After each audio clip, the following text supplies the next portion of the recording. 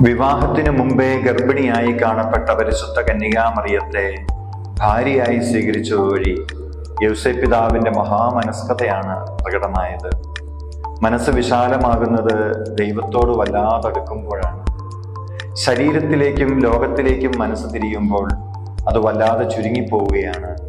ശരീരത്തിന്റെ പ്രവണതകളെ ആത്മാവിനാൽ നിഹനിക്കാൻ സാധിക്കുന്നത് മനസ്സ് സർവശക്തനും സർവവ്യാപിയുമായ ദൈവത്തോടടുക്കുമ്പോഴാണ്. യൗസേപ്പിതാവിന് ദൈവത്തോടുണ്ടായിരുന്ന അടുപ്പത്തിൽ നിന്ന് അദ്ദേഹത്തിന്റെ ജീവിത വിശുദ്ധിയാണ് നമ്മൾ അറിയുന്നത്.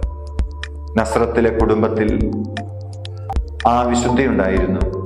മാതാവുമായുള്ള ബന്ധത്തിലും ആ വിശുദ്ധി പ്രായോഗികമാക്കിയപ്പോൾ അവൾ നിത്യകന്യകയായി. ബന്ധങ്ങളിലും തീരുമാനങ്ങളിലും വിശുദ്ധി ഉറപ്പാക്കാൻ സാധിക്കുമ്പോൾ മാത്രമാണ് മിശിഹ അവതീർണനാകുന്നത്. മാർ യൗസേപ്പിനോട് പ്രാർത്ഥിക്കാം.